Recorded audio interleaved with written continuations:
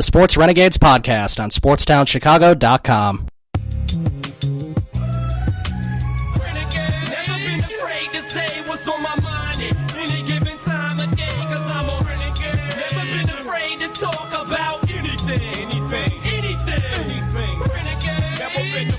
Say what's on my mind at any given time of day, cause I'm a renegade. Never been afraid to holler about anything.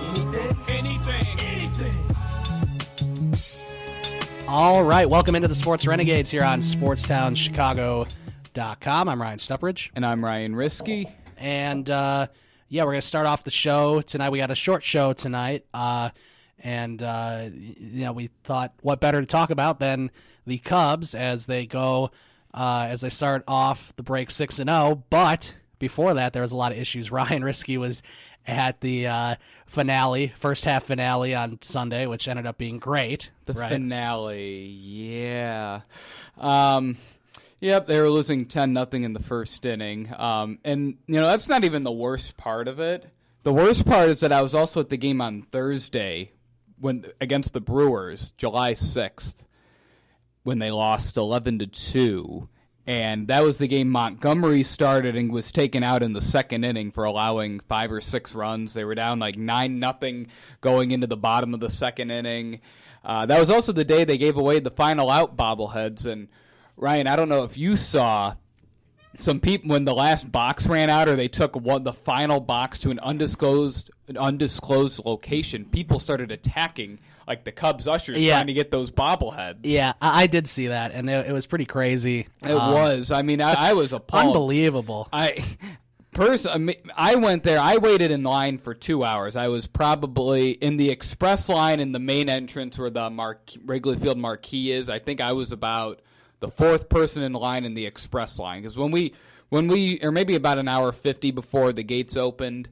And this is before the gates open, not before the game started. Right. The game starts, so I waited in line about, let's say, 2 hours. Then the game started 2 hours after that, after the gates opened.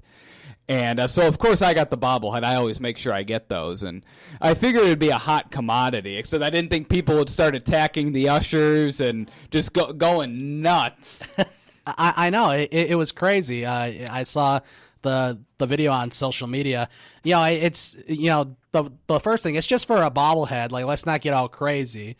And it's just it's crazy. The people are pretty much pawing at the ushers for a bobblehead. Like, geez, relax. Right. I know David Kaplan said you people need to grow up and get a life. And while he's holding a bobblehead.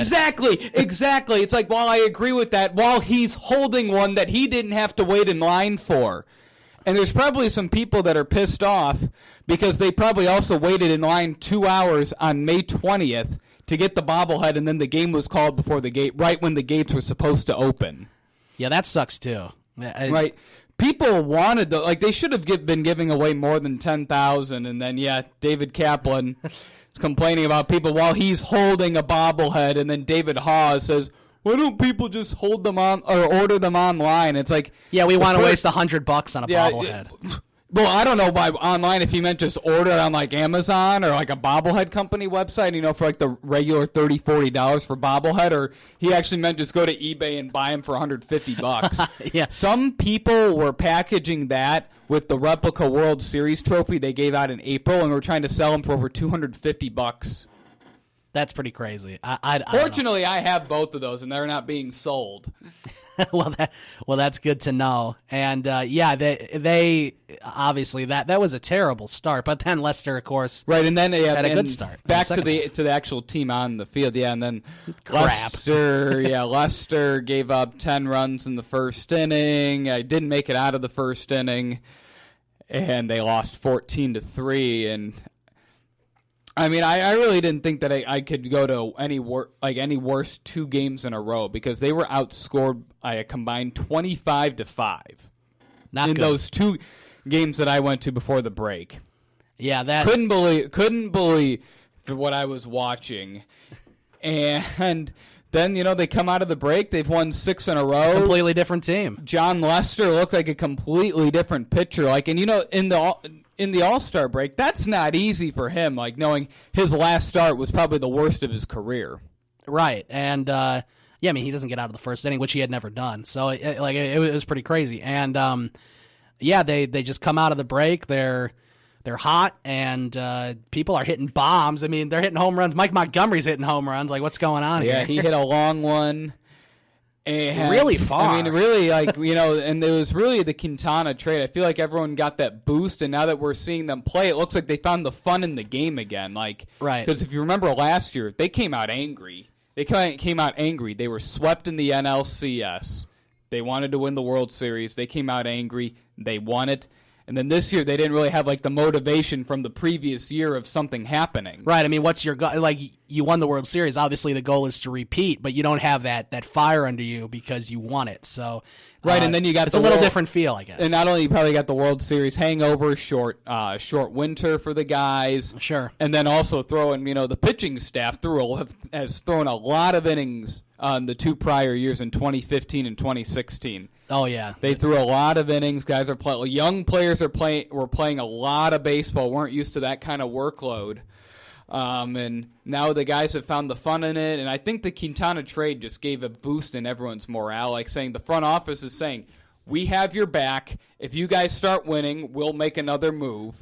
And in the Quintana trade, that wasn't just made to boost them this year. It was made to compete the 3 years following this one, regardless of what happens. Like, they could go ahead and, go on a long losing streak, and then maybe they sell Wade Davis and Jake Arrieta at the deadline, get some prospects back in return, try to replenish some of the system, which is still a good system that some people don't realize.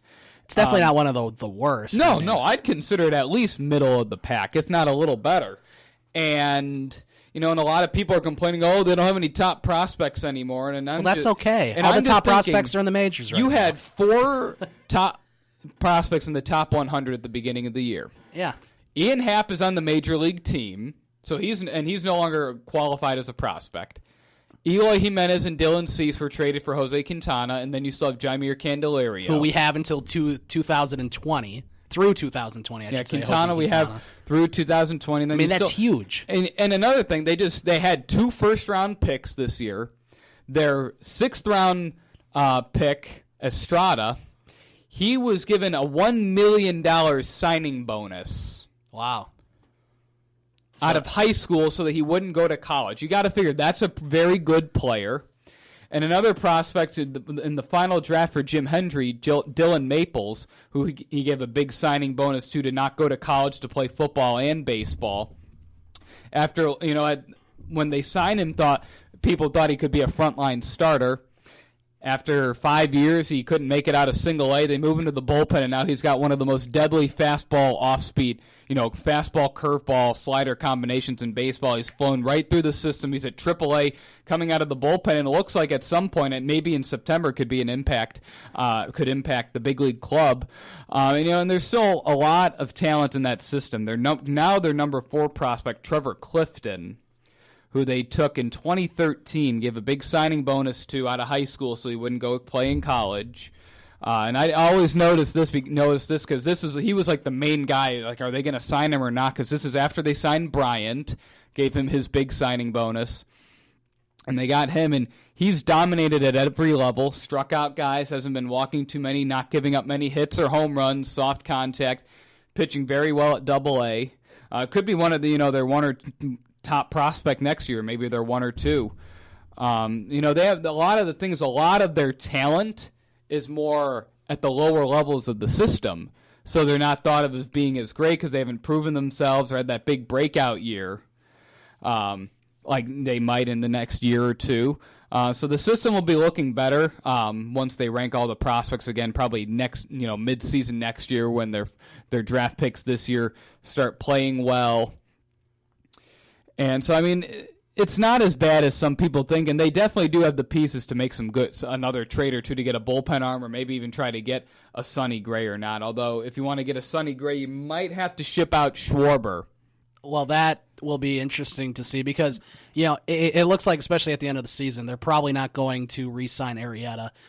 I'm just assuming. Or Wade Davis. They'll both be getting qualifying offers. And the reason I say unlikely with Wade Davis is because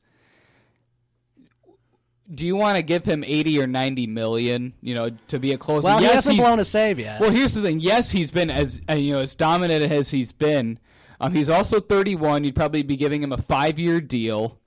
And at some point it's just going to be like, do you want to be paying that kind of money at this point, or do you want to be saving the money to get another starting pitcher, or give that money to Rizzo and Bryant and make them Cubs for life?